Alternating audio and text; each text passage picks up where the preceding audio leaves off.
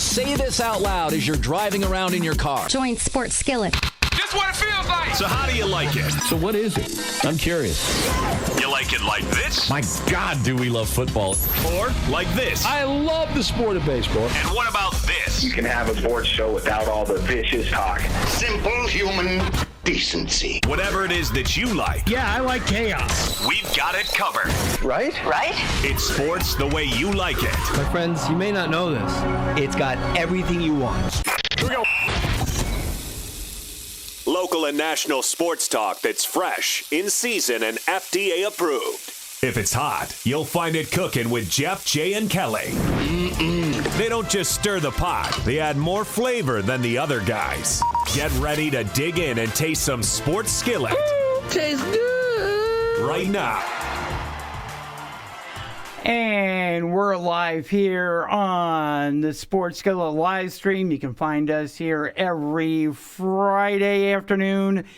And we have great guests on the show. We're going to be bringing in Ken Moskowitz. We're going to have Pat Ragazzo as well. So we want you to stay tuned. Lots of great sports talk on the way. Lots happening. Training camp is going to be opening up. We've got talk about the Phillies, the Mets, Eagles, Giants.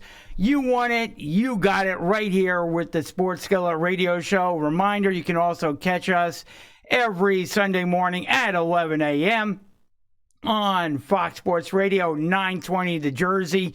You can also download our app at sportsskilletradio.com, and you should really be going to that website as well because we have put up content on there.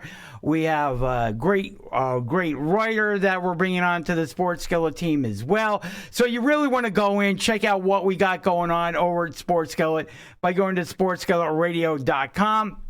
We also have our annual golf outing coming up this Monday morning. So again, guys, if you're out there, take a 3-day weekend. Go to your boss today and say, hey, you know what? I think I'm going to come down with that summer flu. I'm not going to be in on Monday. And then come out, join us on Monday morning over at Cherry Valley Country Club. We're going to have a great golf outing. We give you the most bang for your buck. I dare you. Tweet me. Go in the comments, comment on it. If you have a better golf outing than the one we provide you, I want to hear about it. Because here's what we are going to offer you. We're going to offer you the chance to golf on an awesome golf course, Cherry Valley Country Club, which was rated the 2016 Club of the Year. We are going to have raffles galore going off, prizes. We got a prize basket coming from my radio station, WPST, and Fox Sports Radio 920 The Jersey. They are providing us with a great gift basket, so you want to check that out. We are going to have, for the first time ever, our helicopter ball drop. What is that exactly? You are going to be able to purchase however many golf balls you want. Maybe you want one, you're feeling lucky with one. Maybe you're feeling lucky with 5, maybe 10, maybe 20. We're going to offer you the chance to purchase golf balls. We're going to take those golf balls, we're going to load them up into a helicopter. That helicopter is going to fly over the golf course. We're going to dump those golf balls out over a hole. And if your golf ball is the first one in, you're going to win our mega prize, which is a chance to go up in the helicopter, 2 seats in the helicopter. You have a wife, you have a daughter, you have a girlfriend, a good buddy. You're going to be able to go up in the helicopter. You're going to make arrangements with the pilot. They're going to take you up in the helicopter around the area. Nice trip. You'll be able to take photos, tweet them out, Facebook them out. It's going to be awesome. We're going to have a second and third prize as well. So again, all that stuff is going to be all over social media. You want to be the one posting it on your page. You want to be the one winning. So you want to come out for that. We're going to have swimming after the event. So again, for an extra like $15, you get to dive into the Olympic-sized pool, have some fun. You know it's going to be hot on Monday. So again, you come off. You have 2 buffets as well, a breakfast buffet, a lunch buffet. We're going to have that for you. We are going to have a commemorative photo of your golf group that you can take home. We're going to have you walk in the door. We're going to give you a certificate for a free golf club. I mean, you don't get any better than the golf outing that we have. You can go over to sportsskilletradio.com. We have the link to sign up there. Go in, sign up. Have fun on Monday. It is your day to enjoy yourself. And if you don't golf, that's fine too. We have a link there where you can just come out for the buffet. Come out, enjoy Cherry Valley Country Club, kick your feet up, relax, have a few drinks, participate in the raffles if you want to. And it's not just golf raffles. It's raffles for different establishments in the area, eating establishments, all sorts of different things. You can win a chance to golf at the Trump National Golf Course in Bedminster, New Jersey. You can also win dinners, all sorts of different things we're going to have there as raffle prizes. You want to take part in this, just go over to sportsskilletradio.com, click on the link, and join us on Monday morning. We want to see you there, and it's just going to be a fun time. You don't want to miss out on it. And so that's what we have coming up in the near future, Monday.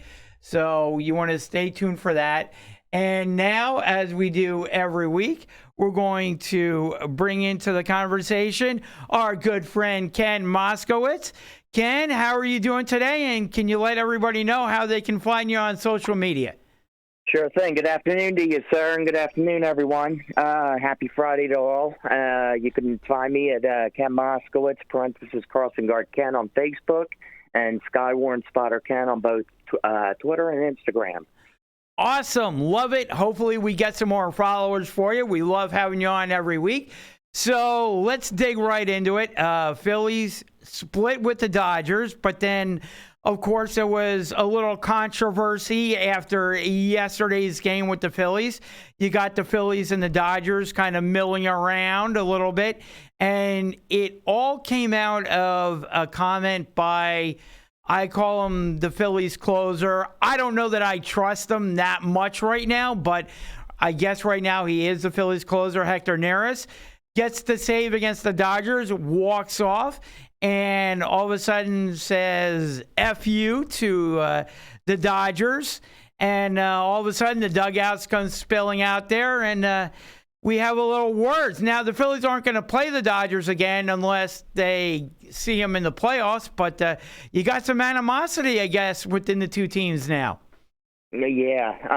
I mean, as the weather, my guess is to say Hector Neris, I take it as a little frustrated, I think, too, because the fact that he also was granted a 3-game suspension, which I believe is in the midst of being appealed, I guess. I'm not 100% sure. Sure Is. Yep. But I think personally, in my opinion, it was frustration on his part. Now, mind you, all right, if you ask me, he really honestly should be professional, more in a professional role about it. Okay. Yeah, you got the save, but you're also dealing with the best team in all of baseball as well. So, I mean, and as far as the Dodgers on the other end too, yeah, they claimed, the reports had it that they claimed that they were hurt by, his words or whatever. Now, yes, Neris should be a little more on the professional side, okay? And also, like I said, given the benefit of the doubt, if for what it's worth, he probably is a little frustrated, and I get it. But, but at the same time, too, the Dodgers, they obviously we know where their bread's butter. But the thing is, though, too, you know what? Look, get over it. You're the bigger part. You're the best team in baseball. You know what you have to do. Move on.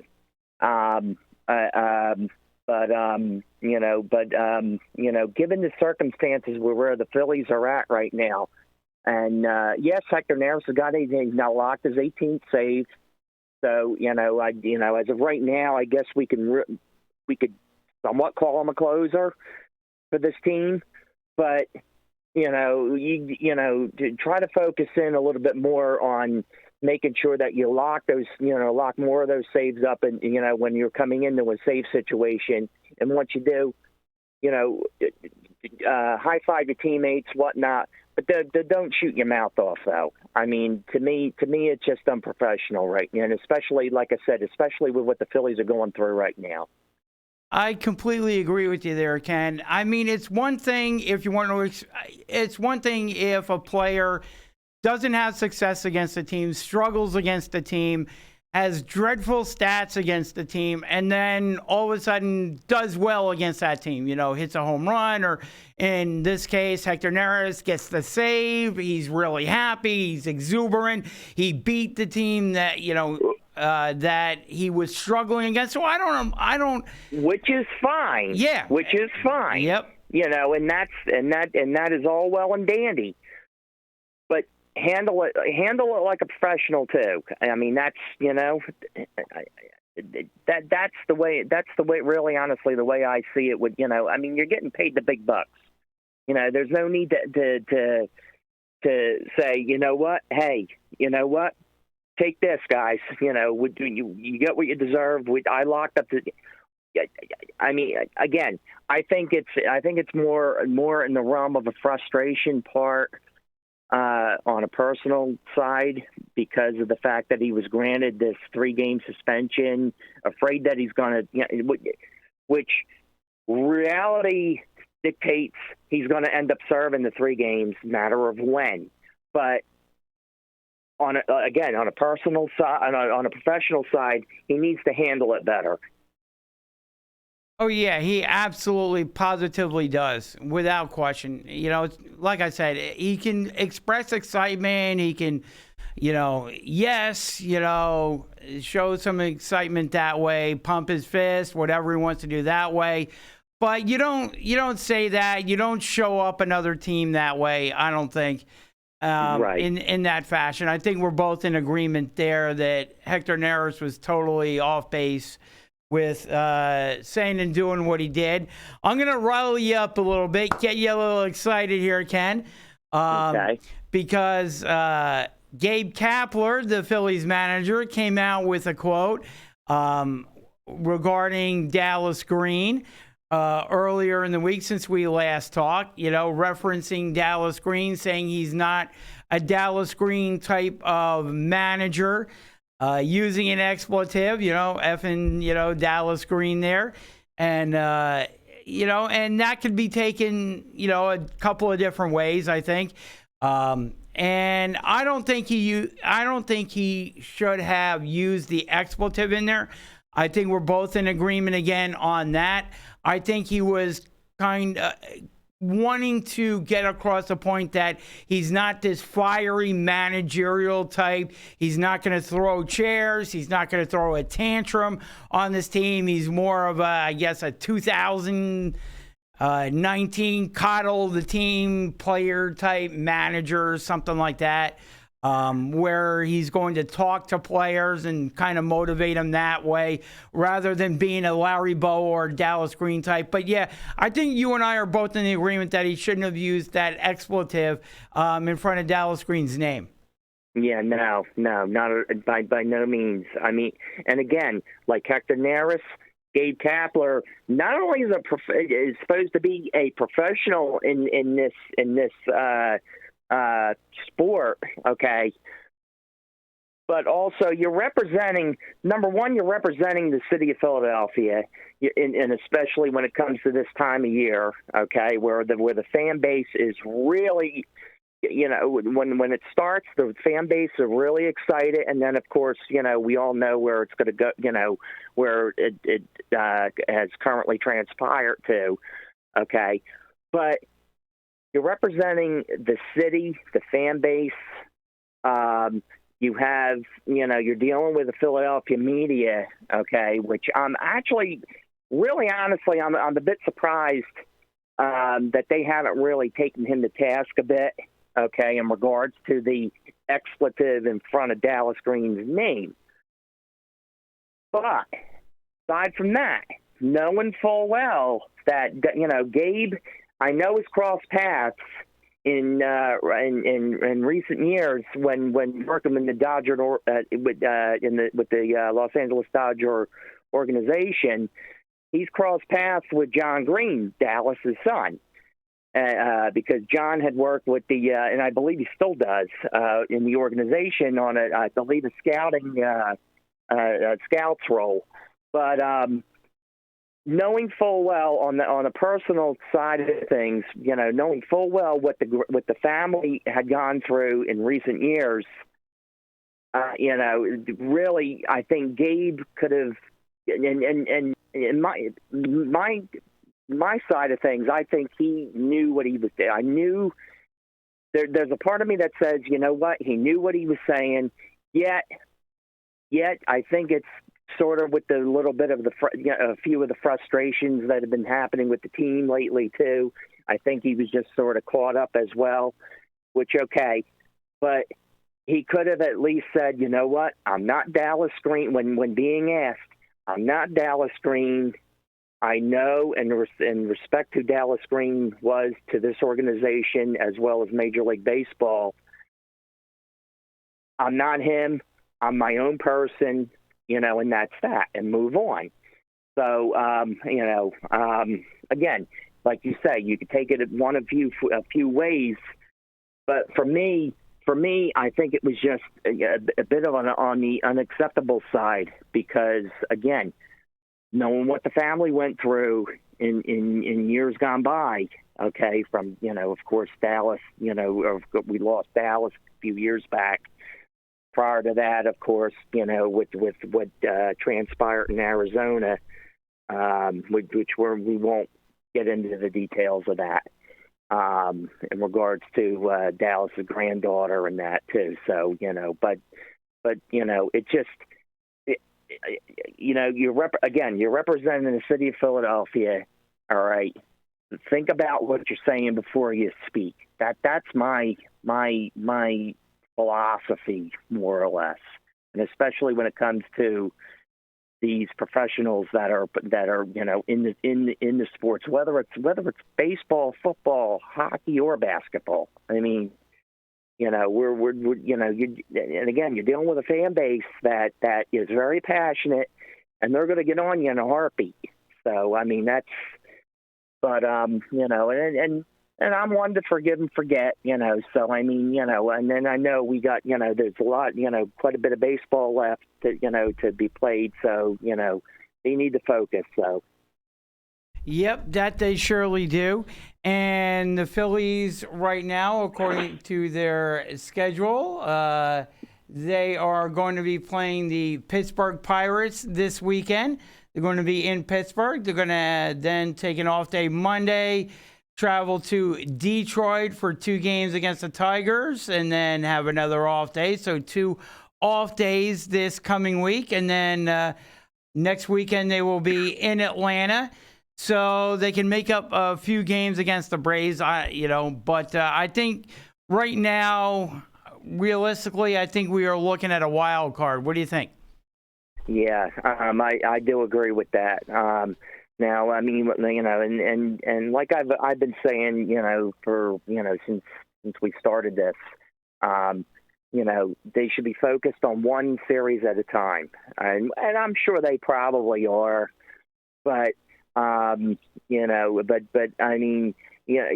Gabe and again with Gabe Kapler, he's got to be that presence in the dugout. He's got to take on the role of leader, okay, for this ball club, and and he could really start off really well with this series in Pittsburgh. I mean, the last 7 games that we've met against Pittsburgh were 6-1. So I mean, it's not too shabby of a winning record in the last 7 games. And this is really honestly the time to you got to start winning ball games. This weekend is the weekend to do it. I mean, we've had our successes against Pittsburgh in recent years, and and you're playing a rather mediocre Pirate team. I mean, they, I believe, are not that far off either as far as wild card goes. I believe they're at least, if I read it correctly, anywhere from at least 2.5 to maybe what could be maybe just 4.5 games in back of the leaders of the NL wild card. And I know we're right up there right now too. Yep. So I mean that's we could make up. We could start winning these ball games. We have to stop the trend though. Stop that trend of win one, lose at least the next two. Win one, at least lose the next three. I mean because right now, and if my numbers are correct, we are roughly 28. We've basically lost. We were on a 28 for 41 stretch, which, if I'm correct about it, we've only won in the last 41 games. We've only won 13 of them. So I mean, we got to start. Gabe has got to really start telling these guys, look, again, do what you got to do to win these games. Okay, to pound out the runs,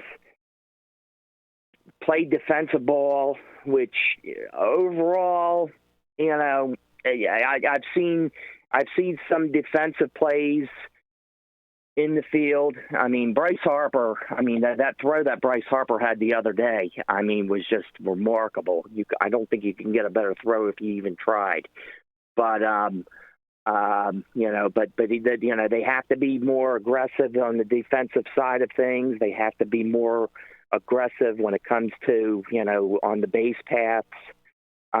Overall as a team, I mean, I've seen, we know that Kingery could pound out pound the pavement, on the base paths and that, and I know we've seen that. But everybody's got to contribute though. And again, this is the weekend to start doing it against a rather mediocre Pirate team. Oh, yeah, absolutely. And, the Pirates are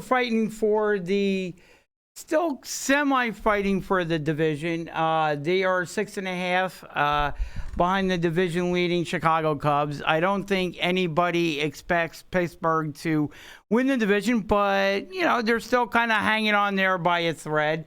They are 4.5 out of the wild card. So, Pittsburgh's going to try and play hard and give the Phillies all their best this weekend out in Pittsburgh. But again, these Phillies had higher expectations entering the season.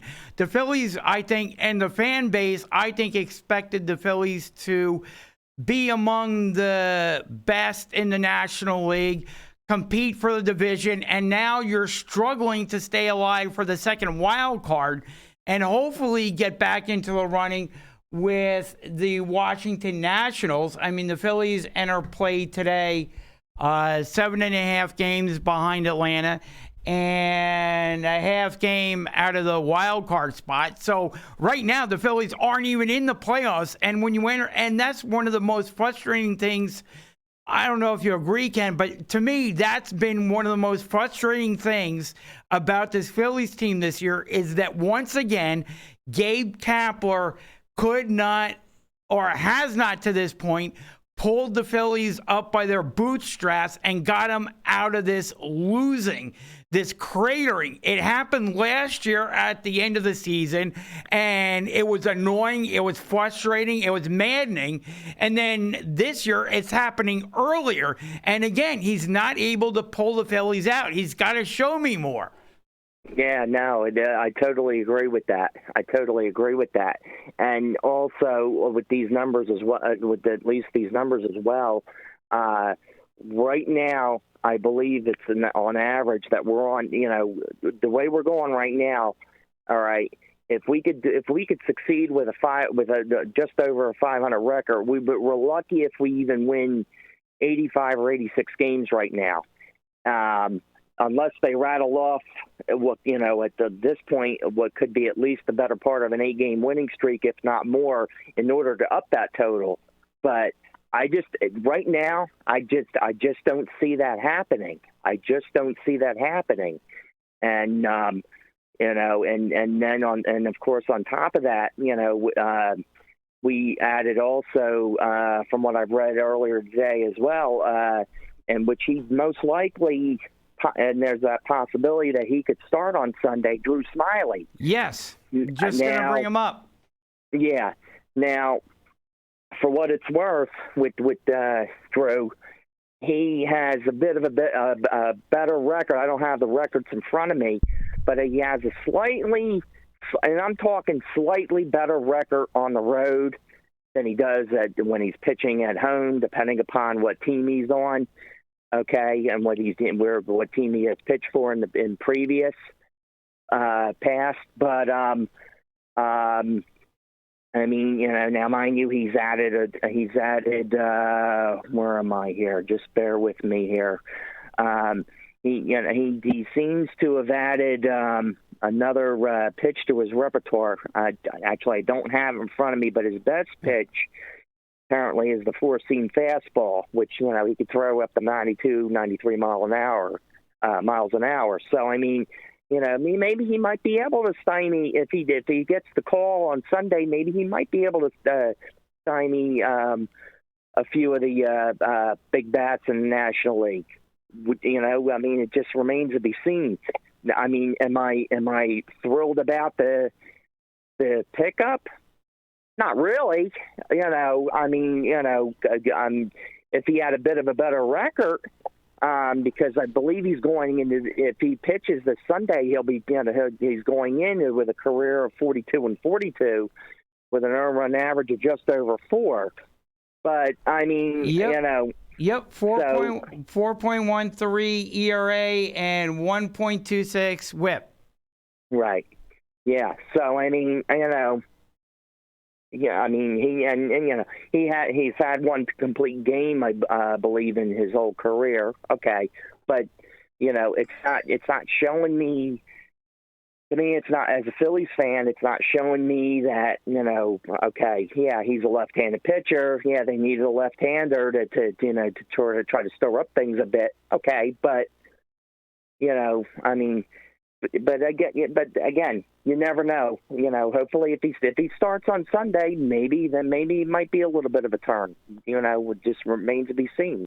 And he's another guy, too, Ken, that is pitching for his career. We've said it kind of all year with some of these back end of the rotation starters, such as your Nick Pivetta and such, that they are literally pitching for their Major League Baseball careers and what their status is going to be going forward. Vinny Velasquez among them, that they had the opportunity to seize a rotation spot to show not only the Phillies, but other Major League Baseball teams exactly how good they are, and they've come up significantly short. That's why the Phillies are in the market for starting pitching right now. And Drew Smiley, they're bringing in there so far this year, has not pitched well at all at the Major League level. This year, he has an 8.42 ERA, 52 Ks, a horrendous 1.91 WHIP, which is why he was in the minors. He opted out of his minor league contract. The Phillies are bringing him in. He's not. He's one of those Vinny Velasquez, Nick Pivetta types where we're going to give him a shot. We're going to give him a couple of probably turns in the rotation, see where he's at. And Drew Smiley, like some of these guys on the Phillies pitching staff this year, is pitching for his baseball career. He's not only showing the Phillies what he can be, but other Major League Baseball teams. Is he a AAA plus pitcher, which is a little bit better than AAA, but not really a Major League stud that you can count on? Is he a back of the rotation starter? Is he just like a fill-in? Is he going to go back to the minor leagues and kind of be one of those guys? Yeah, he's going to bounce around in the minor leagues team to team and maybe be called up when you need that extra starter or something like that. That's where Drew Smiley is right now, and he's got to show Major League Baseball, and he's got to show the Phillies, hey, I have something left in the gas tank. I can be a Major League Baseball pitcher. Phillies are giving him this opportunity. It's allowing them to return Vinny Velasquez to the bullpen, which I think is where Velasquez belongs. I don't think Velasquez has shown he's a Major League starter, or, maybe he's one of those guys that can come out of the pen, give you a start every now and then. But I think Vinny Velasquez is best utilizing him to the fullest. He has to be in the bullpen. Getting Drew Smiley, allowing him to go through the rotation maybe once or twice or three times, seeing how he does, allowing him to prove himself. Because, again, Drew, you're getting a chance. This may be your last chance to show yourself on the Major League level. Let's see what you got. Let's see if he can pitch better than his 8.42 ERA and 1.91 WHIP. Exactly. I couldn't agree with you more. I mean, we'll see what happens. I mean, now as of right now, speaking of Velasquez, I know he did from what he's touted to start this Sunday, but again, it could be where now that we got Smiley, maybe Velasquez could very well be laying back in the bullpen, which I agree with you. He seems to, right now he's best suited for that, and and Smiley could very well get the start on Sunday, and again we'll see what happens. I think he will. I think it's already been. I mean, you bring in you bring him in. I think he's getting the start on Sunday. I think Velasquez is going back to the pen. That gives them Velasquez in the pen where he performs better, and I think that's where Velasquez belongs. Do you agree? I agree. Cool. Moving on, we got the Eagles training camp. About ready to kick into gear, I believe, when we're going to be talking next week. Eagles training camp is up and running. What are you looking for? What are you expecting out of Eagles training camp this year, Ken? Well, I mean, I know we've touched on it already. There's going to be at least what could be three different competitions to be looking for. Beside the third string quarterback competition, because we pretty much know, obviously, that Carson Wentz is going to be, given the green light plus to start, to really shine and spread his wings and fly big time. Nate Sudfeld, who I know,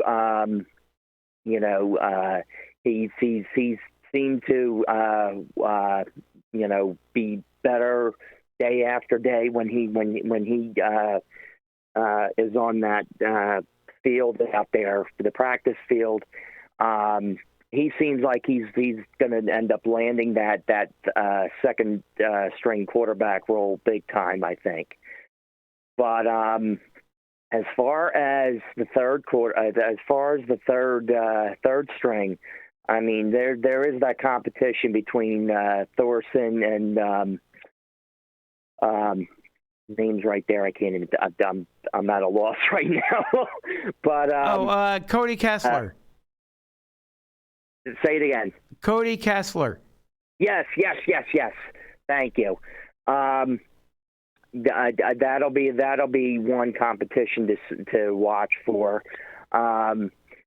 The other one that I'm going to be very interesting to see, as far as that final wide receiving, that final slot, as far as the wide receivers go, between Charles Johnson and proven healthy Mac Hollins. That's going to be interesting to see who can land that final spot behind Deshaun Jackson, Alshon Jeffrey, Nelson Aguilar, and Then there's J.J. Whiteside too, J.J. Arcega-Whiteside, who I know he's got a spot on the team. I believe him all my heart right now. So I think that one final competition I think is going to be between Charles Johnson and Matt Collins, which Johnson overall, he's been in the league since 2012 or 2013, and hasn't really established himself on a full-time, like a really steady full-time role. So, me personally, I could see Matt Collins really winning this competition. And as far as the tackles go, I think there's going to be an interesting one between Mailata and, of course, our new draft pick, Andre Dillard, our first round draft pick. Oh yeah. Mailata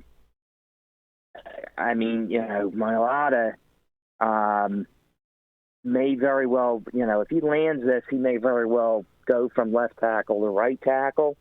But, again, it's going to be a competition. And like I know Doug Peterson has mentioned previously, everybody is not granted a spot. They have to earn it.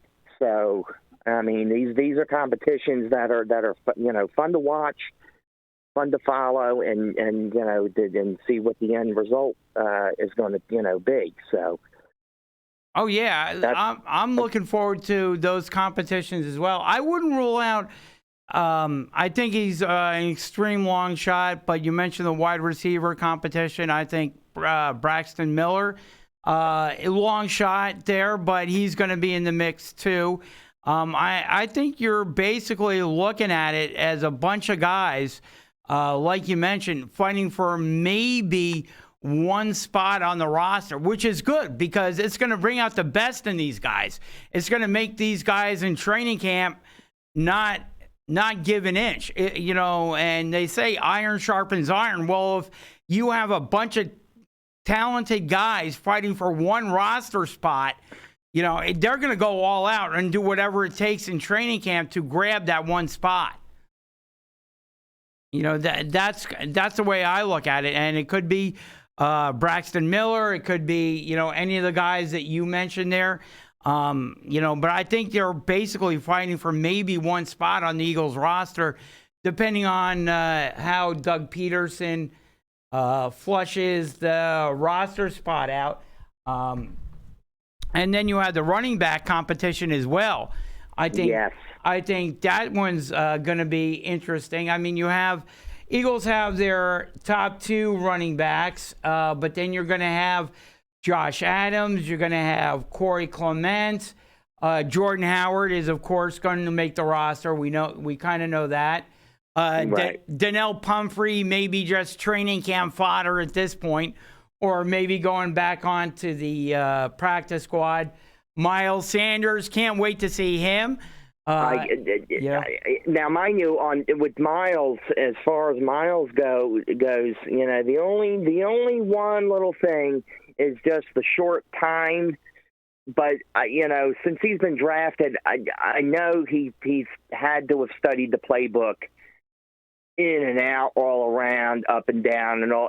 So I think in the short time that he's had so far, I think he's already instilled. I believe in my heart he's already instilled a lot, and like Howard, I could actually see Miles Sanders being having a spot on this team as well. Oh yeah, definitely. An intriguing name to watch is, to me, going into training camp, is running back Boston Scott. I think the Eagles like Boston. Will they be able to find room for him on the final 53-man roster? I don't know. It's may come down to the way they craft it. I know for him to kind of make the roster, he'll be battling maybe a wide receiver for a roster spot on there. He's going to have to do well on special teams to make the final roster, but the Eagles brought him in. He apparently has a ton of speed on there. I'm going to be kind of keeping my eye, half an eye on Boston Scott to see if he can make the final 53 as well. Right. Yeah. Oh, yeah.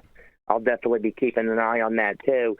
And the other name we haven't mentioned too, to see if hopefully I believe it's it'll be his third year upcoming. That's if he makes the squad, to see if he can really pull out of this reoccurring hammy injury that he's always been having, and that's Sidney Jones. Yes.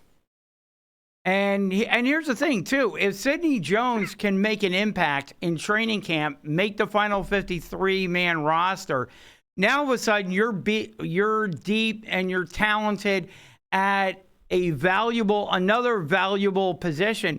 And it may come down to the fact that the Eagles, maybe in the middle of training camp, maybe towards the end of training camp, make a trade with another team that may have an excess of defensive ends and trade one of their corners for a defensive end and make their defensive line even better than what it may be right now.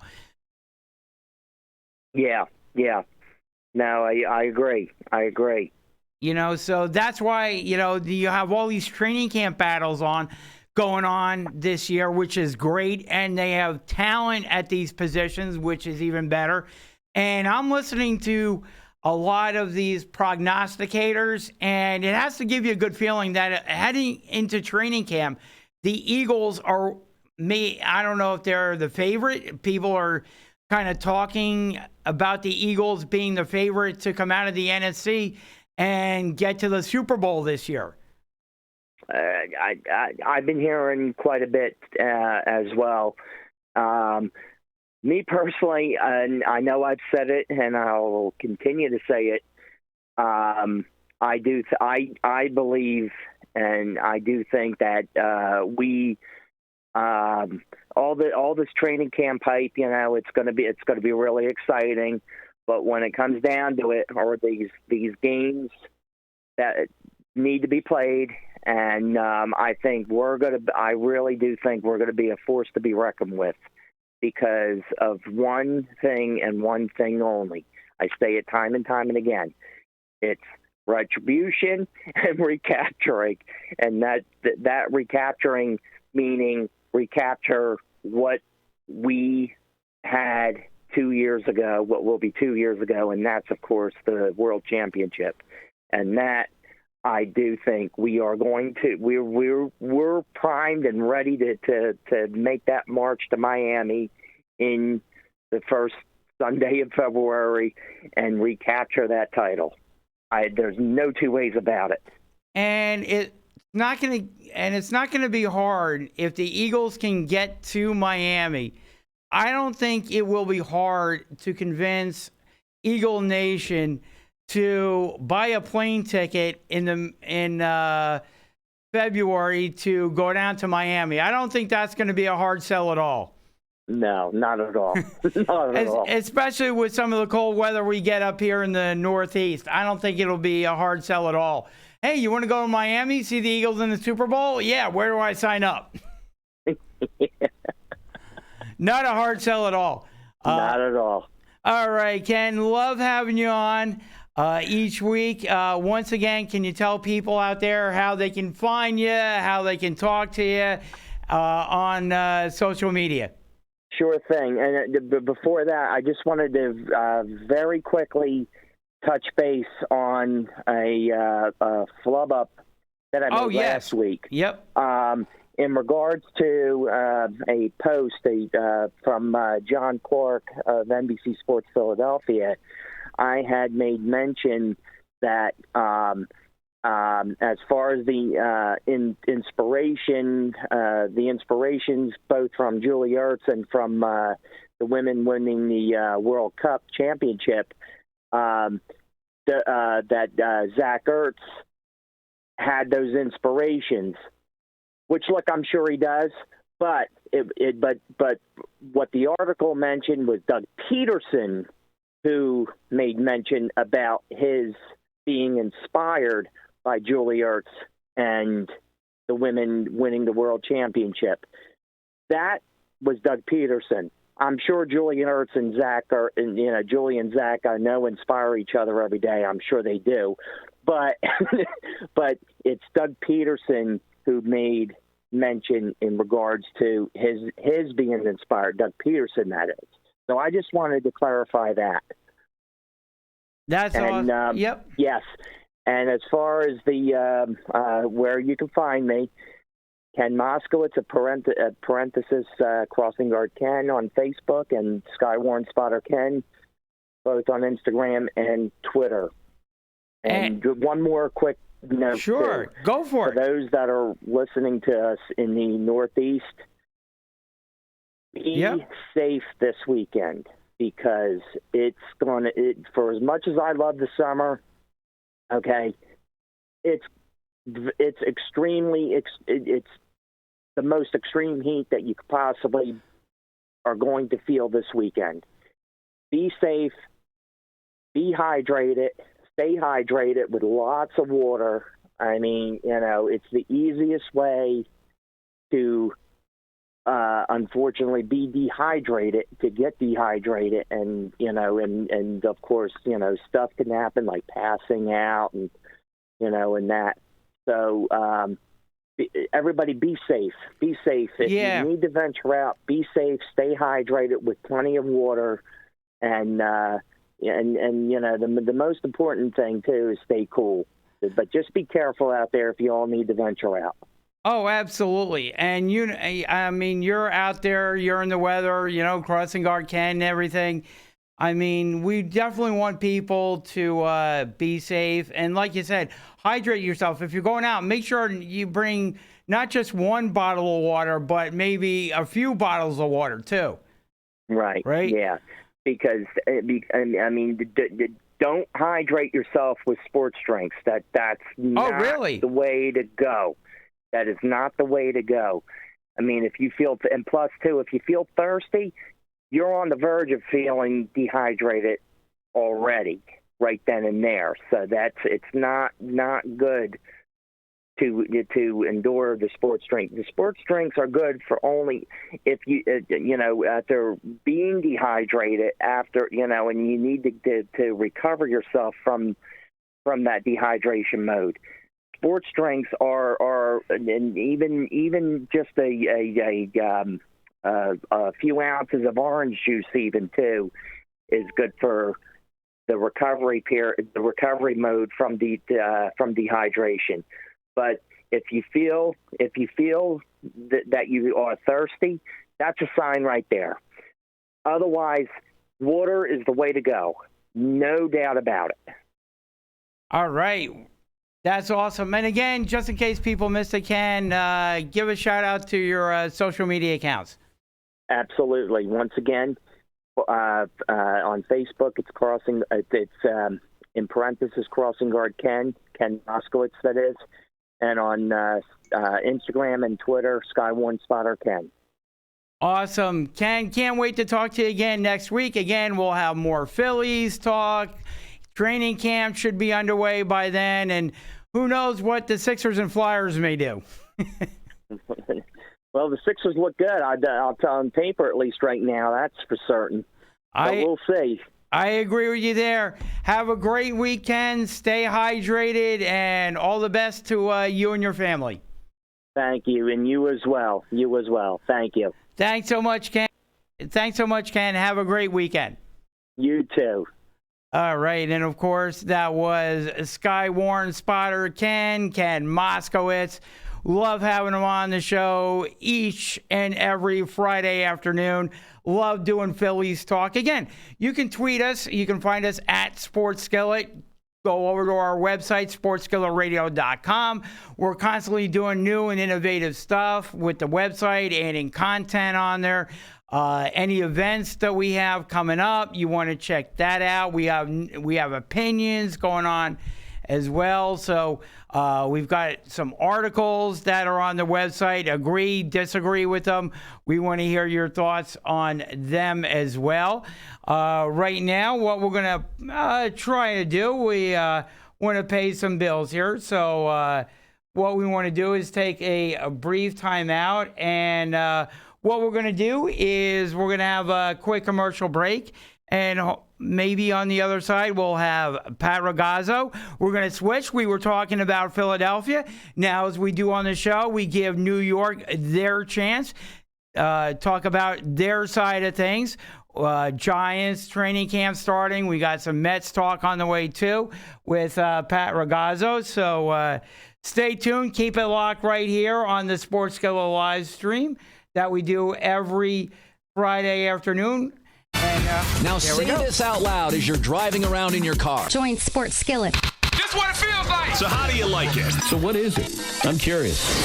You like it like this? My God, do we love football. Or like this? I love the sport of baseball. And what about this? You can have a sports show without all the vicious talk. Simple human decency. Whatever it is that you like. yeah, I like chaos. We've got it covered. Right? It's sports the way you like it. My friends, you may not know this. It's got everything you want. Here we go. Local and national sports talk that's fresh, in season, and FDA approved. If it's hot, you'll find it cooking with Jeff, Jay, and Kelly. They don't just stir the pot, they add more flavor than the other guys. Get ready to dig in and taste some Sports Skillet. Tastes good.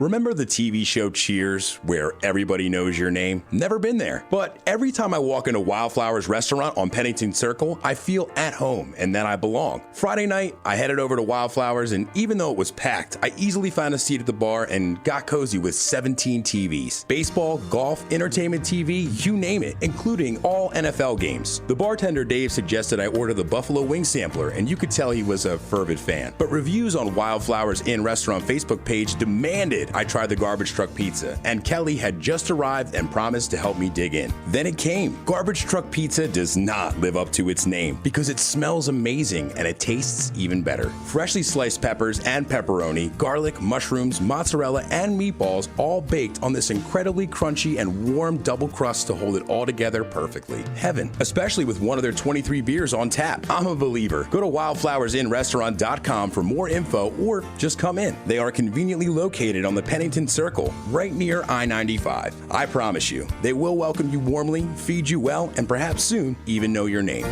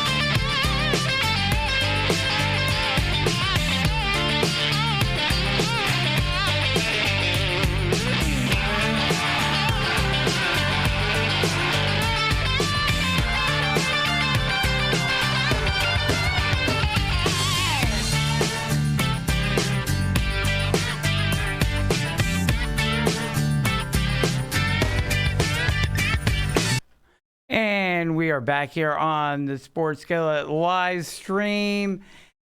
We are waiting for Pat Ragazzo to call in.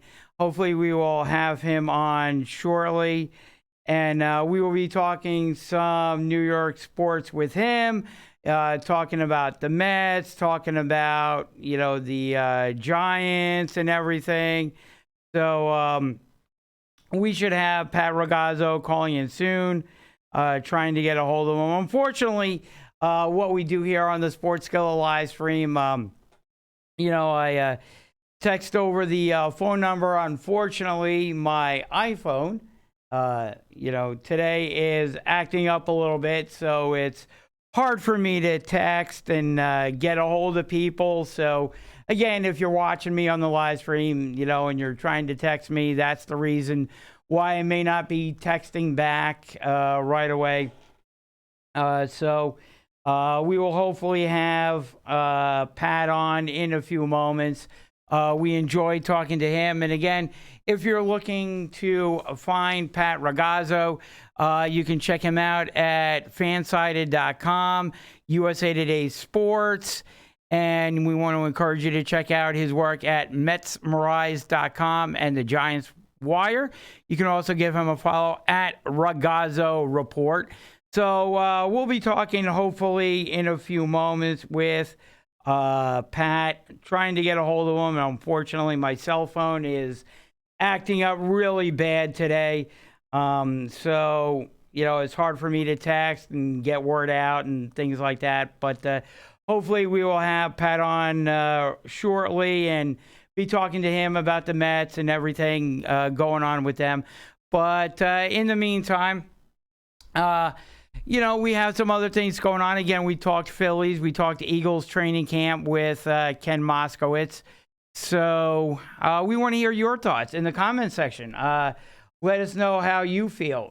What do you think about your favorite sports team? You can comment. We'll answer the phone calls for you.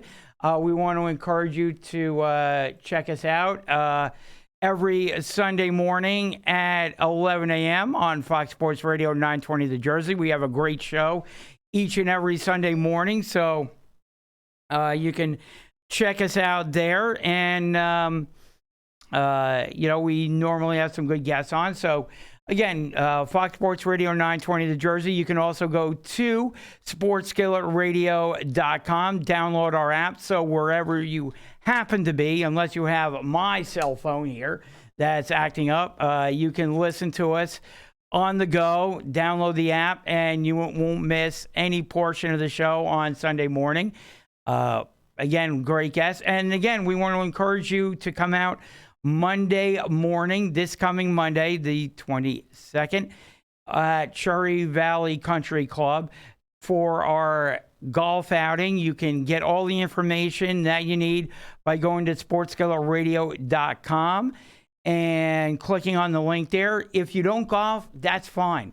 Come out anyway. You can sign up for the lunch buffet. If you have family members, if you have kids, if you have a wife or girlfriend, just want to check out the country club, just want to come for the awesome buffet lunch, maybe participate in some of the raffles. Maybe you want to see the helicopter ball drop, which is absolutely going to be amazing. Head over to the website, sign up. If you want to bring your credit card, on Monday morning, that's fine. You can pay by credit card, but just sign up. Let us know you're coming, and we'll go from there and put you in a golf cart. You get a commemorative photo to take home of your group. You get a gift certificate for a golf club just for walking in, and that's free just for walking in the door. Raffles, a chance to play at Trump National Country Club up in Bedminster, New Jersey. Restaurants, you name it. Just got a text that WPST is in with a gift basket that's going to have some good stuff in there. So that will be one of the raffle prizes as well. And again, I can't stress this enough, guys. People are going to be posting about this helicopter ball drop that we're going to have for the first time ever during our golf outing. You can buy as many golf balls as you want. There's not going to be a limit on it. We're going to put all the golf balls into a bucket. We're going to have the bucket go up in the helicopter. We're going to open the door to the helicopter, dump the golf balls out. First one that goes into the hole or is the closest to the hole is going to win the grand prize. And let me tell you, this grand prize is really cool. It's going to be a trip for two up in the helicopter, right? So it's going to be you and whoever else you want to bring, a wife, girlfriend, son, daughter, friend, whoever you want to give that second seat to, and the helicopter is going to take you for a ride around the area. It's going to be amazing. When are you ever going to get a chance like this again? And then to top it off, not only will you get the 2 buffets, right? Buffet breakfast, buffet lunch, but then for an extra $15, after you're done the buffets, after we've done the helicopter drop, after we've done the raffles, take a dip in the Olympic-sized pool. So you bring your kids there, right? You bring your kids there. You have the buffet lunch. They get to see the helicopter ball drop. Then you take them for a dip in the pool. And it's going to be hot Monday. Come on, guys. We know it. It's going to be hot. So what better way to cool off than a dip in the pool? And they have an awesome cabana bar there, let me tell you.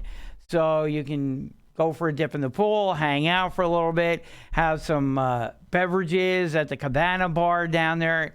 It is going to be the best time ever. And I'm challenging you. I am challenging everyone listening to this broadcast out there. Tell me, tweet me, Facebook me, leave a comment in the section there. Let us know, when have you ever experienced a golf outing that gives you more than what we are giving you? Let me know. If there's a golf outing out there that gives you more opportunities than the one we are giving you, that has more going on than our golf outing, I want to know about it, because I am challenging you guys out there. I don't think there is one. I don't think there is a golf outing that has the helicopter ball drop. I don't think there is a golf outing that has swimming afterwards. I don't think there is a golf outing that will have as many raffle prizes that we do. I don't think there is a golf outing that will have a raffle for to be able to golf at Trump National. I don't think there'll be a $10,000 hole-in-one. I don't think there'll be a golf outing that gives you a commemorative photo, a free commemorative photo of your group. I don't think there's a golf outing that gives you a free golf club. I don't think there is, and the raffle prize and everything like that, and a chance to golf at an amazing golf course. Or if you don't want to golf, just come for the buffets. I don't think there is a golf outing out there that offers you all this stuff. I don't think there is one. If there is, I want to hear about it. I'm challenging you. Tweet me, Facebook me, leave a comment. Let me know if there's a better golf outing out there. I don't think there is one. So I'm challenging you guys. And if there's not, why aren't you at our golf outing? Why aren't you coming out to Cherry Valley Monday morning for our golf outing? I want to know. Why aren't you coming out? If there's not a better one, if you can't come up with a better one, why aren't you coming out? Why are you, work, you can take a day off. People take days off. Take the day off. Come on. It's a 3-day weekend. It's a Monday. You don't like going to work anyway. It's going to be hot. Come on. Enjoy the day. Have fun with us. Cherry Valley Country Club. Just go to sportsskilletradio.com, download the link, and enjoy a nice golf outing with us Monday morning. We're going to take another time out here, and going to try contacting Pat again, have him call in, and talk some New York sports with Pat. So stay tuned. Now say this out loud as you're driving around in your car. Join Sports Skillet. Just what it feels like. So how do you like it? So what is it? I'm curious. You like it like this? My God, do we love football. Or like this? I love the sport of baseball. And what about this? You can have a sports show without all the vicious talk. Simple human decency. Whatever it is that you like. Yeah, I like chaos. We've got it covered. Right? It's sports the way you like it. My friends, you may not know this. It's got everything you want. Here we go. Local and national sports talk that's fresh, in season, and FDA approved. If it's hot, you'll find it cooking with Jeff, Jay, and Kelly. They don't just stir the pot, they add more flavor than the other guys. Get ready to dig in and taste some Sports Skillet. Tastes good.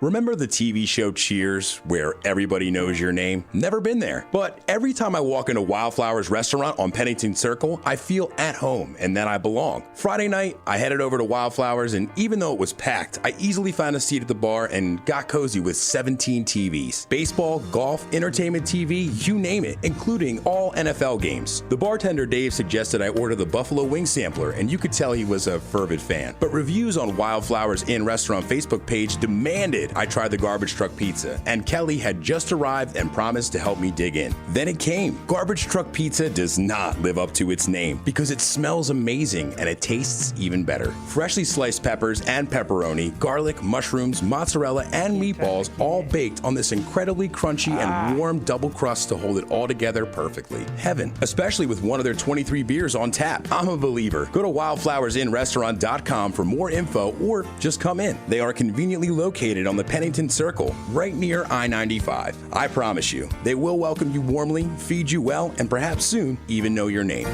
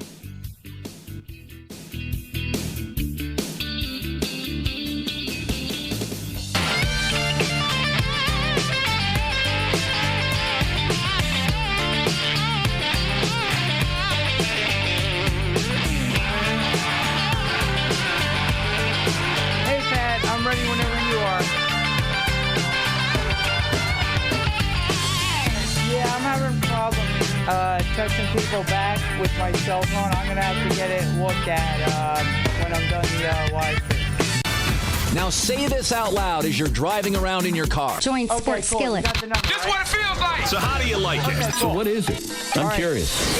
You like it like this? My God, do we love football. Or like this? I love the sport of baseball. And what about this? You can have a sports show without all the vicious talk. Simple human decency. Whatever it is that you like, Yeah, I like chaos. we've got it covered. Right? It's sports the way you like it. My friends, you may not know this. It's got everything you want. Local and national sports talk that's fresh, in season, and FDA approved. If it's hot, you'll find it cooking with Jeff, Jay, and Kelly. They don't just stir the pot, they add more flavor than the other guys. Get ready to dig in and taste some Sports Skillet. Tastes good.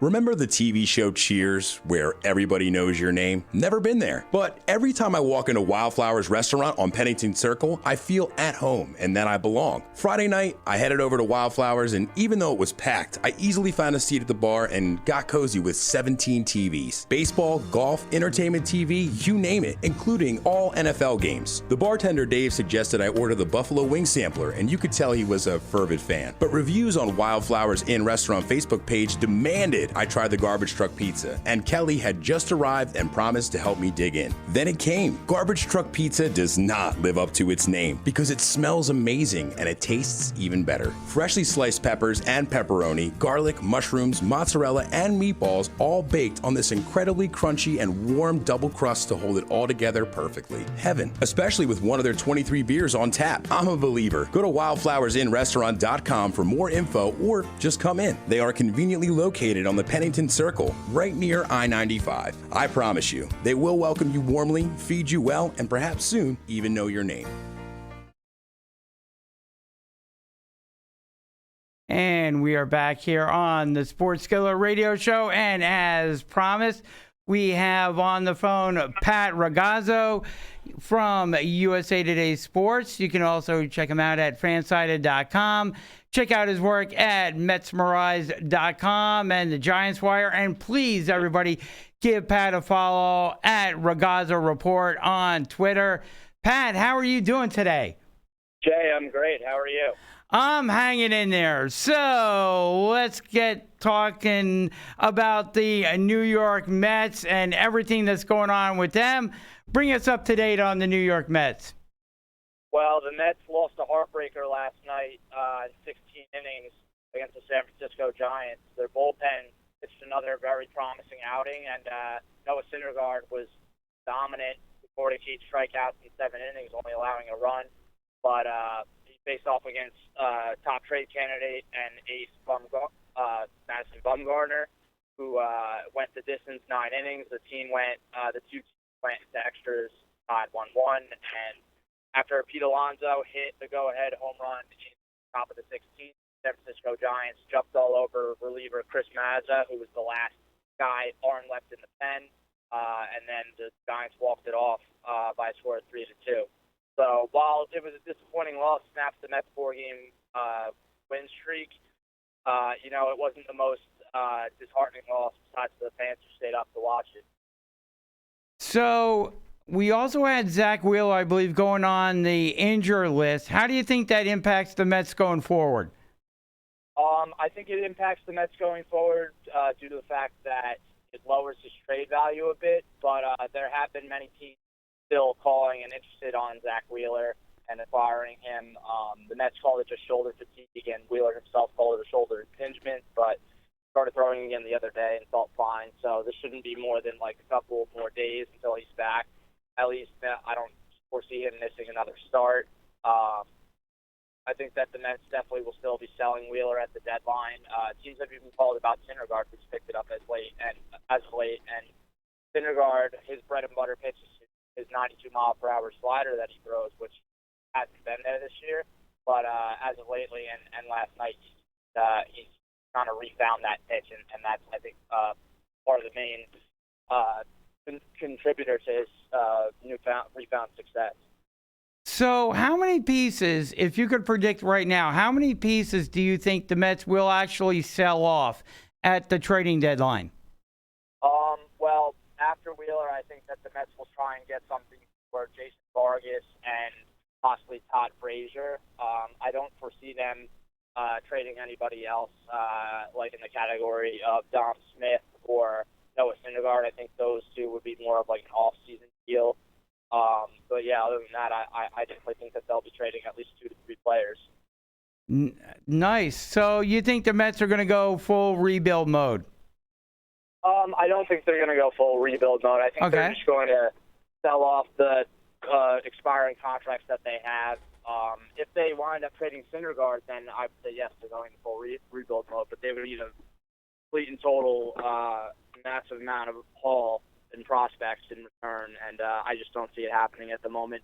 Like we've seen, the Mets do have pieces, and the main problem was their bullpen and their manager in this first half. But now they got guys like Justin Wilson and Luis Avalon back pitching well, and you have Jarius Familia and Edwin Diaz picking it up as of late, so that could be huge going forward.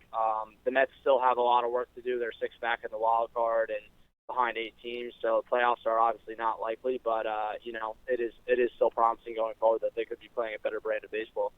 Oh, definitely. And that's really what you want as a Mets fan, right? Is for the Mets to at least show some you want some action out of the GM. And speaking about the GM, how much do you trust Brodie Van Wagenen to make the right deal at the trading deadline to improve this team?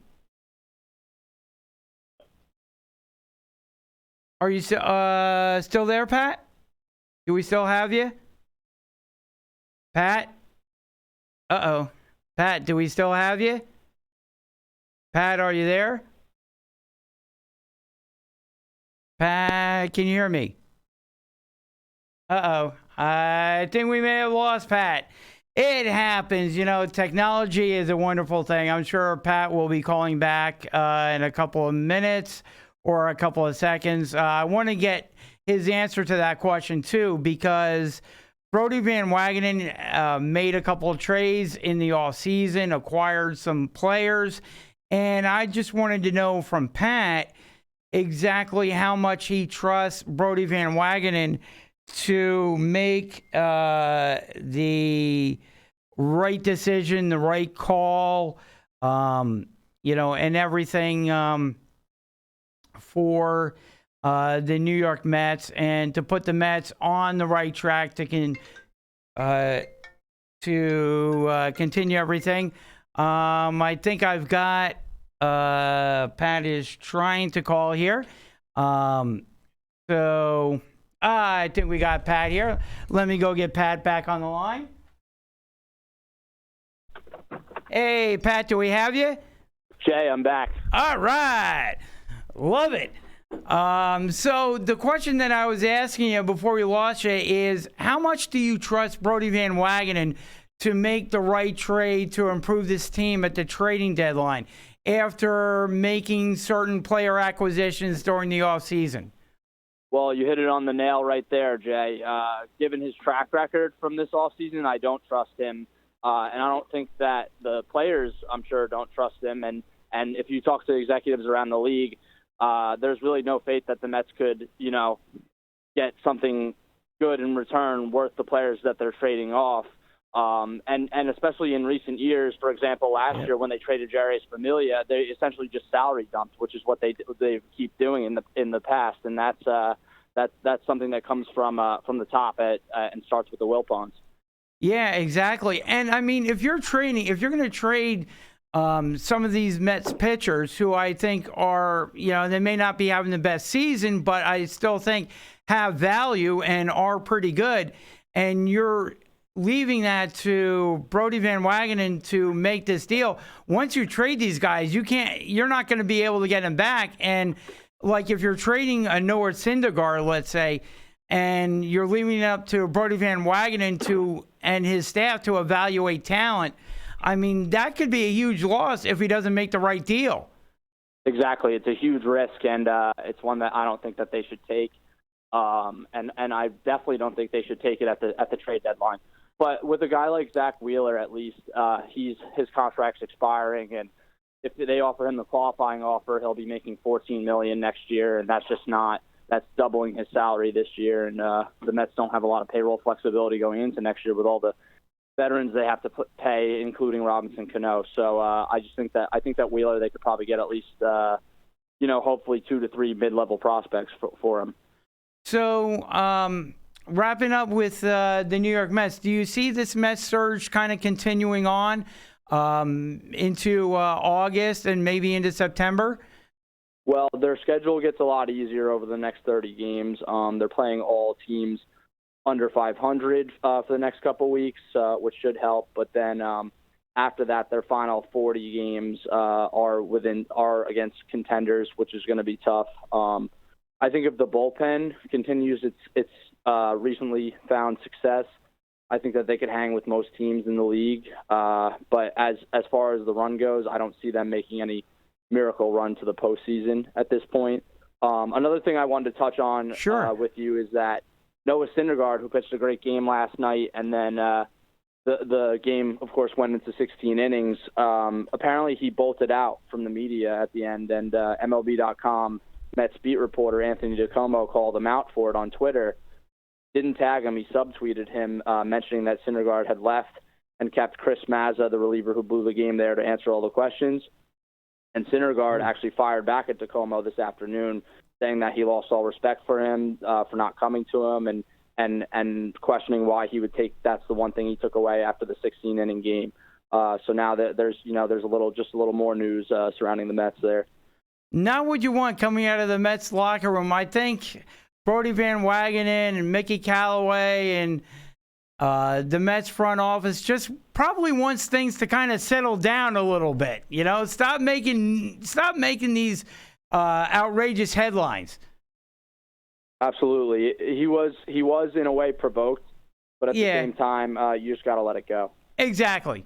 That would be the way I would look at it too. You can't keep firing back at the media and having all these media incidents and stuff like that where, hey, now you have to come out and maybe, even if he was provoked, maybe he has to come out and apologize, and that's another Mets player having to do that as well. So I think at this point you just want things to kind of be calm and settle down, and let's focus on the play on the field and not what's going on after the game or before the game in the locker room.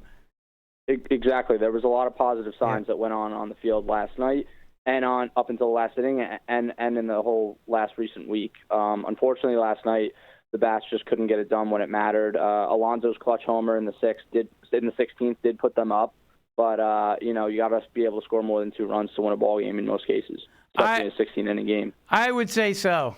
Definitely, I would say so. The other thing we have is the Giants starting up a training camp within the week, I believe. So what are you looking at in terms of the beginning of Giants training camp?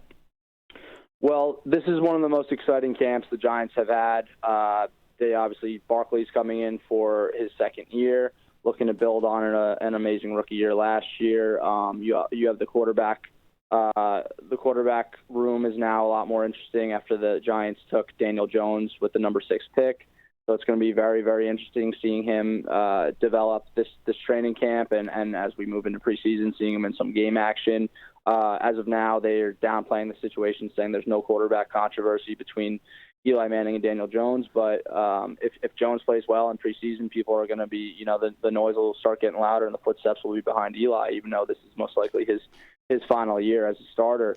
Try convincing Eli's position to lose. So. And hopefully that'll fire the veteran up himself.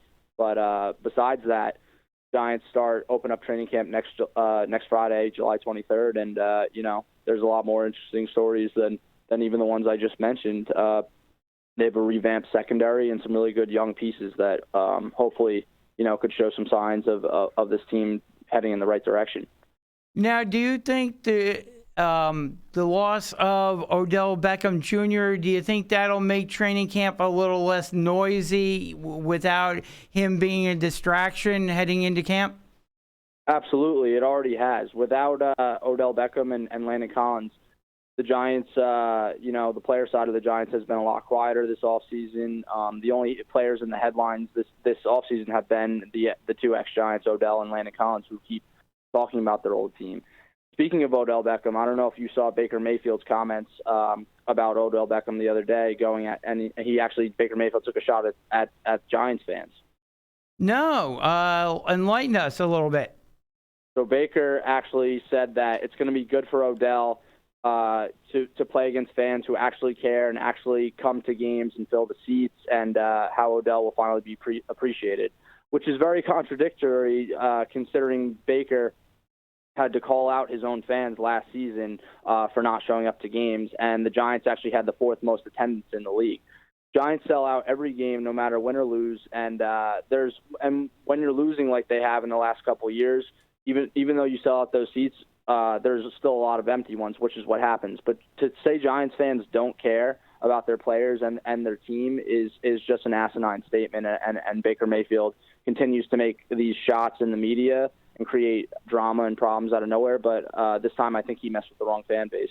Oh, I definitely think he did. And here's the thing, too. Odell could have come out. I don't know if saying his quarterback is wrong, but Odell could have come out and said something along the lines of, I agree with Baker I agree with Baker's passion, but let me tell you, the Giants fans are very passionate. They come out and Odell could have kind of stood up for the Giants fans a little bit. And it sounds like he didn't do that. Like he either remained silent or, didn't stand up for the Giants fans, which just remaining silent means that, I'm not taking a position or that you're right.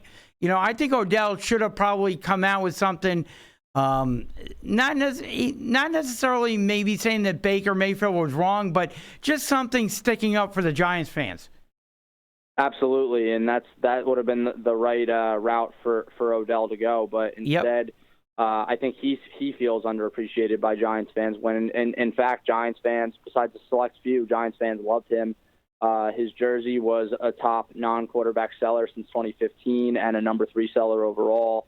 The fans idolized him and loved watching him play every week, and people were very upset when the trade happened, and people were almost ready to jump ship because they were so upset about him being traded. So I think he has a short memory.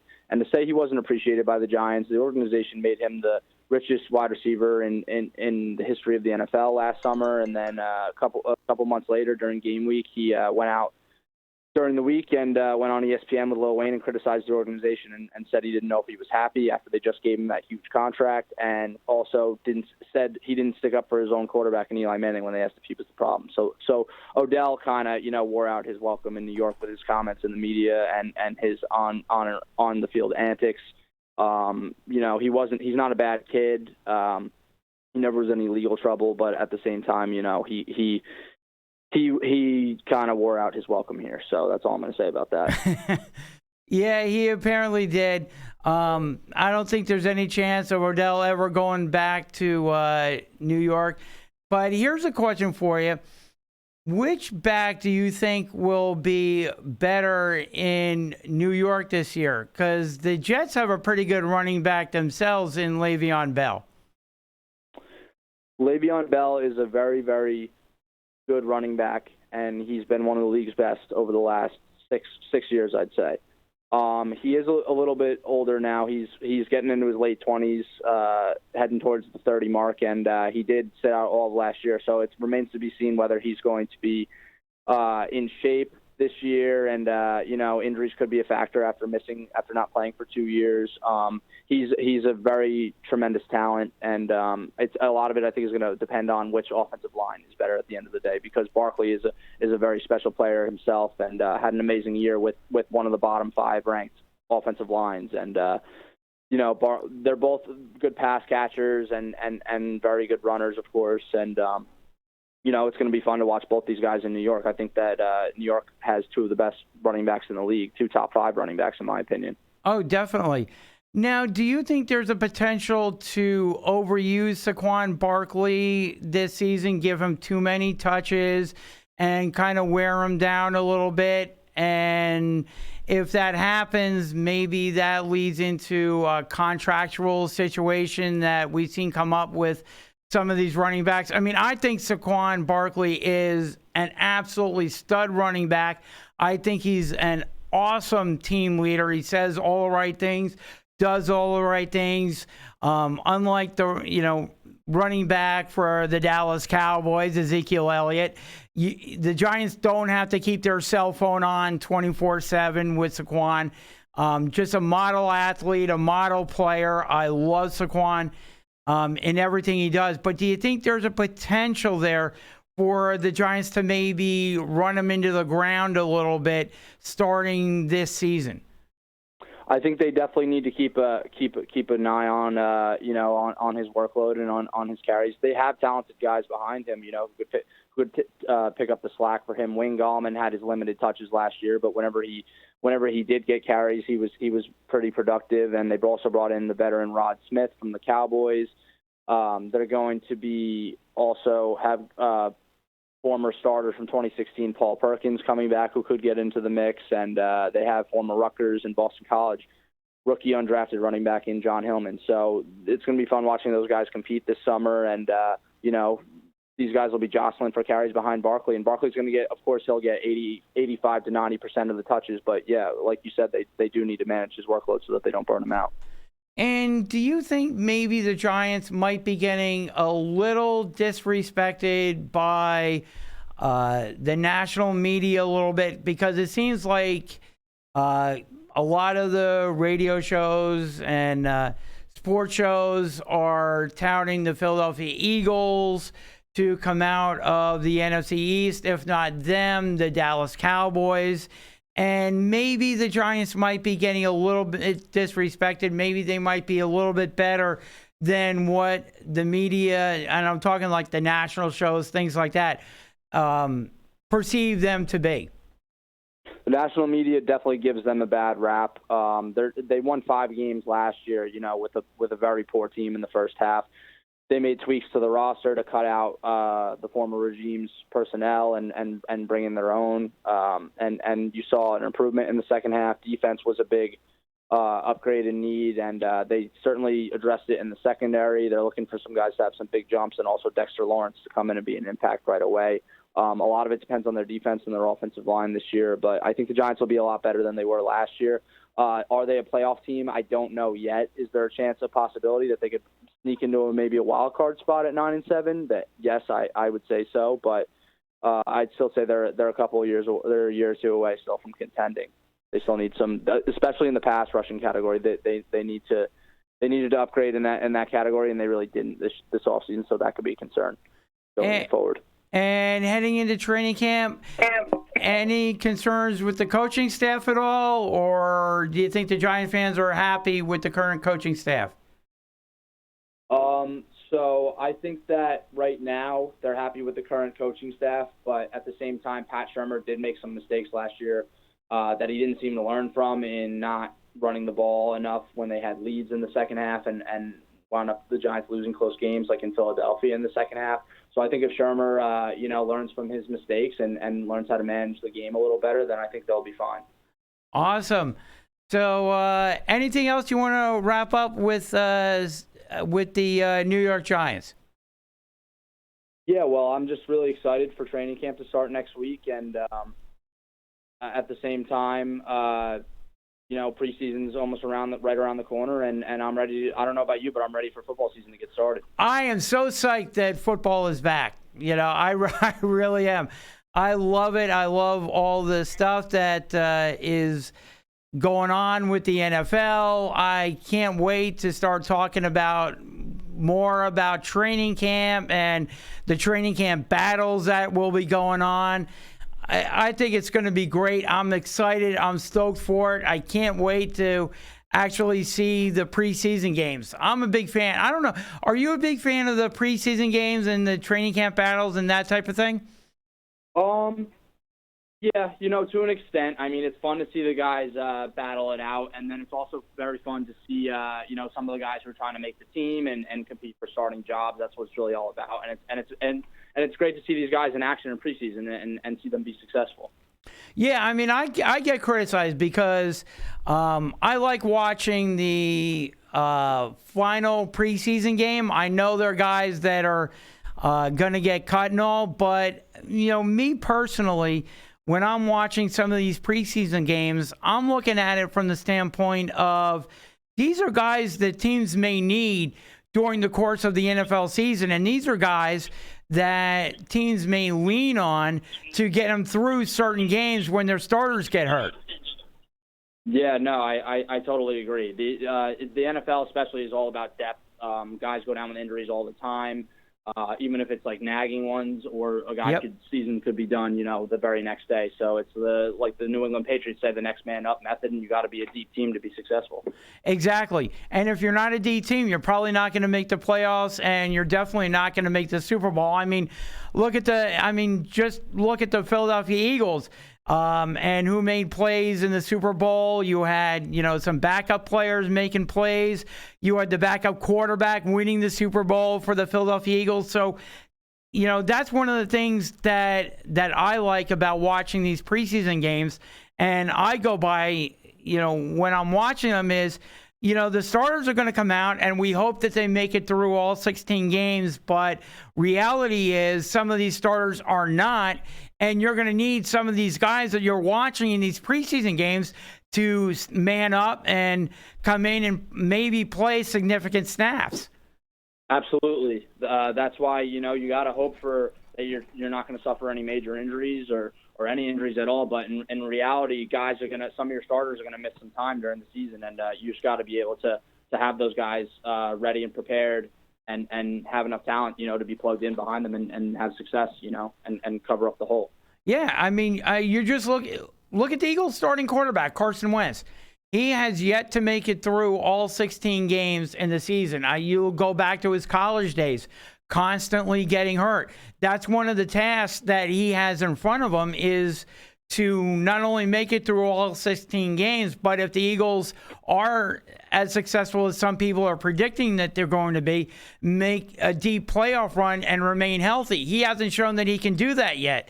And then if he doesn't, now you're down to Nate Sudfeld operating the Eagles offense. So that would be a significant drop off, I think, in terms of production. So when you're watching these preseason games, I tell people, keep that in mind, that some of these guys that you're watching, don't write them off because you may be counting on these guys.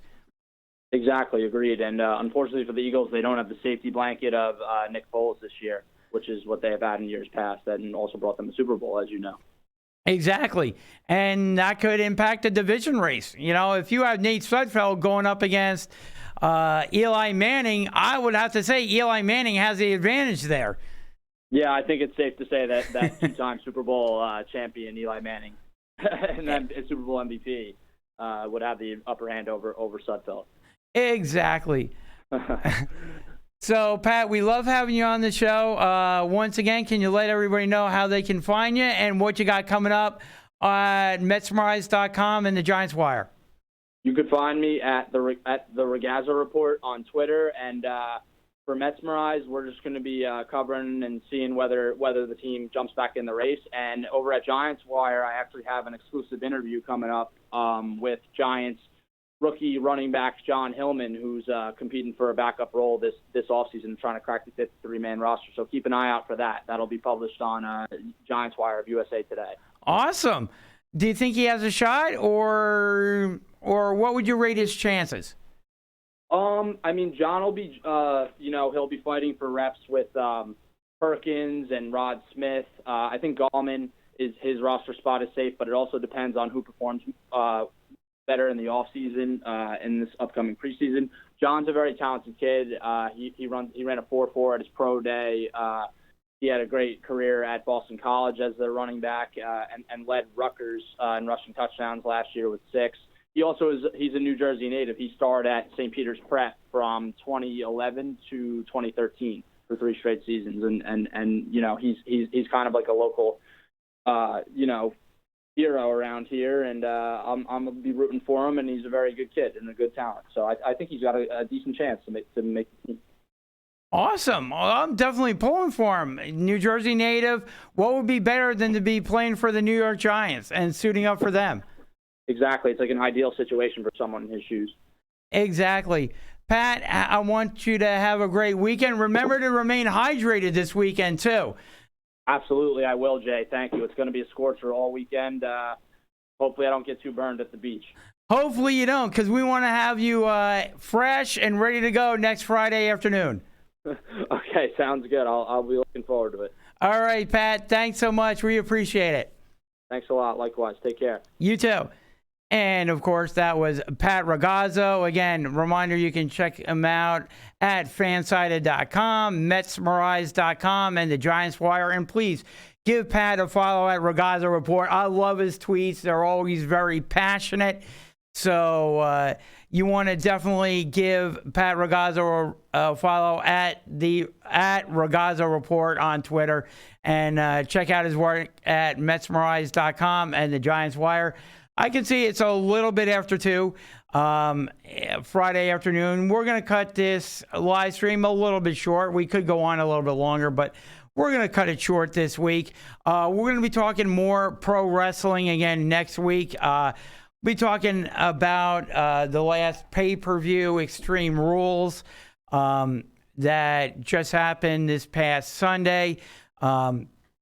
I enjoyed it. Thought there were some very good matches. Of course, now the belt is back on Brock Lesnar. You can let us know how you feel about that. I hope it's a short title reign for Brock personally. I actually thought that with SmackDown moving to Fox this fall, I thought that WWE would put the belt on Brock, but that he would defeat Kofi Kingston and not Seth Rollins. But I guess I want to keep that program going, that feud going for a little bit longer between Rollins and Lesnar. I think we've seen that long enough. Hopefully it ends at SummerSlam, and Seth takes the belt back, and maybe Brock moves on to SmackDown or something like that. Maybe that's a possibility. But I just hope that this title reign, because you always want the main belt, the heavyweight championship, the world title, the universal title, you always want that accessible on your top shows if you're a wrestling organization. You don't want the title disappearing for weeks or months at a time. You want that title to be fresh and in the face of viewers, reminding them, I'm the top guy, and you don't want that title going away or being missing. Becky Lynch retaining her title, I think that was probably a pretty good thing. That gives Becky a new challenge going forward.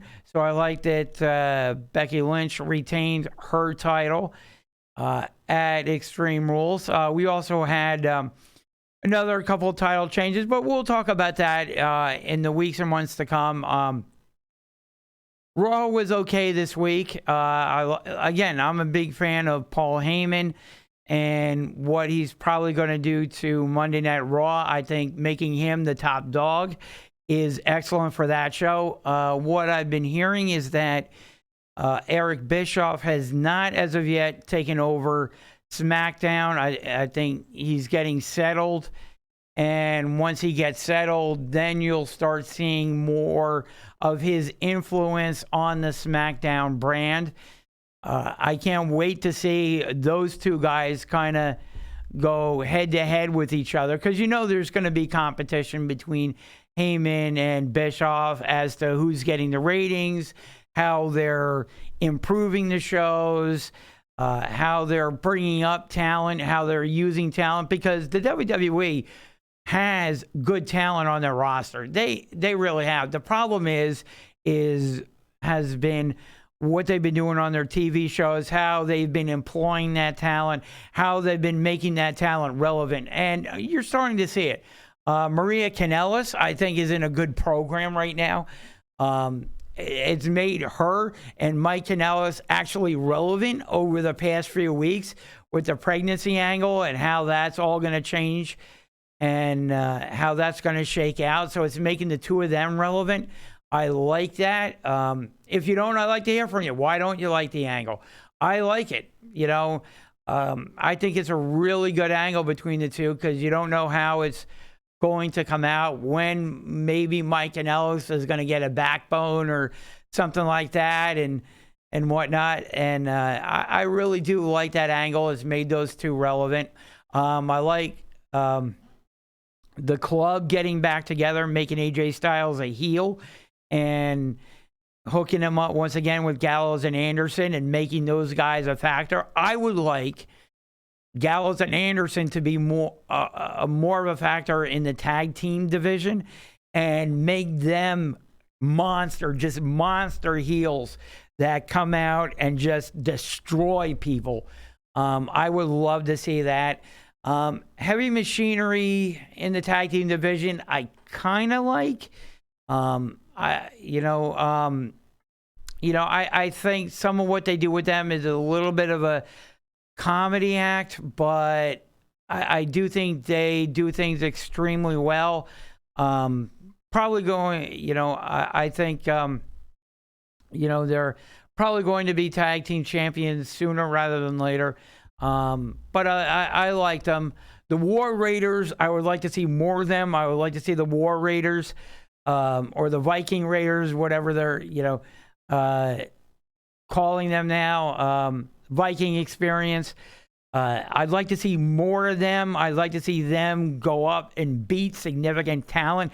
I would like to put the belt on them and just have them run roughshod over the division. I wouldn't mind seeing the Viking Experience and Heavy Machinery somehow, some way going head-to-head with each other. I think that would make a good series of matches there. I think the two of them would probably work well together, on one of the top shows. So some things I like to see. What would you like to see? Where would you like to see some of these programs going? Who would you like to see getting more airtime? We want to know. Tweet us at Sports Skillet. Comment below there. Comment below there. We want to see your comments, hear you.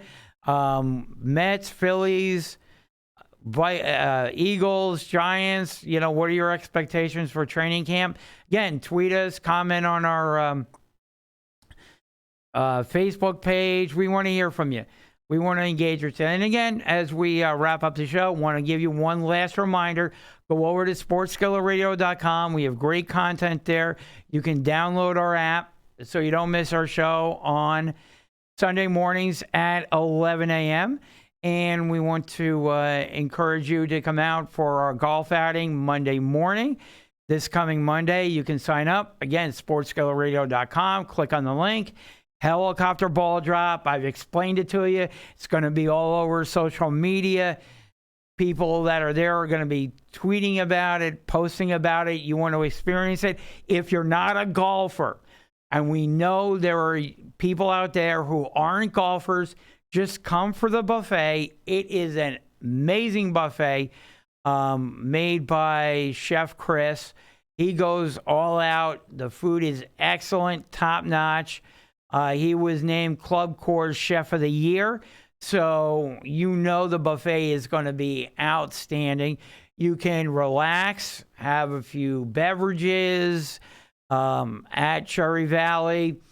Have the buffet, see the ball drop. If you want to partake in any of the amazing raffles that we have going on, you can do that. You can go for a swim in the pool for $15. So, it's going to be hot. You can bring your bathing suit, whatever, swim trunks, bathing suit, whatever you want to call them. Come out, enjoy a nice dip in the pool for a bit. They have an awesome cabana set up next to the pool. So if you get thirsty or want a bite to eat or whatever, I can't see how you would want a bite to eat after the buffet. But, hey, you're doing some swimming. Maybe you want a quick, bag of potato chips or something. You can go out to the cabana bar or have a drink or beverage or whatever. It's just going to be an awesome time. I don't want you guys to miss it. And I've challenged you guys. If there is a better golf outing out there that offers you more than what we are giving you, again, you walk in the door, you're going to get a certificate for a golf club. You're going to get a commemorative photo of your group that you're with. Those two are free. You walk in the door, boom, here you go.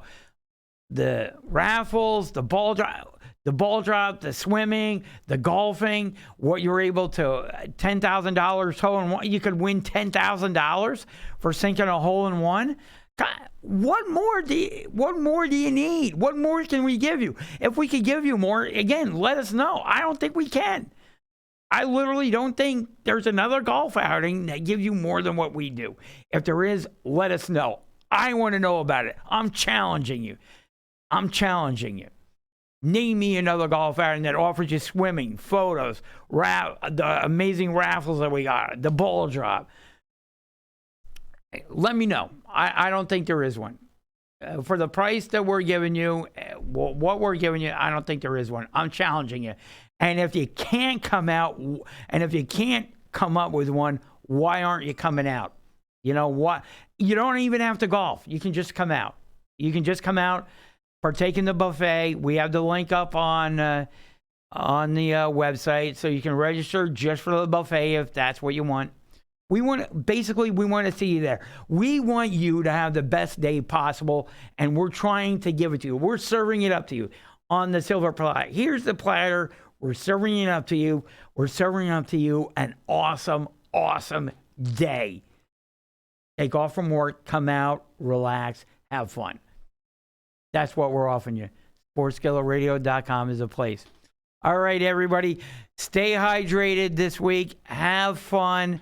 Stay hydrated. Make sure if you're going out, you have multiple bottles of water there for you so that you stay hydrated, because we don't want to hear of anybody suffering heat stroke or having problems with the heat. So we want to you to partake in our live stream again next week here on YouTube. And again, have a great week, and I will see you. You'll be able to hear my voice Sunday morning at 11 a.m. on Fox Sports Radio at 920 The Jersey.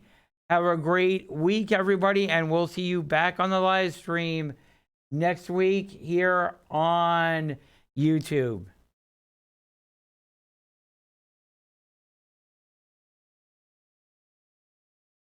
Just what it feels like. So how do you like it? So what is it? I'm curious.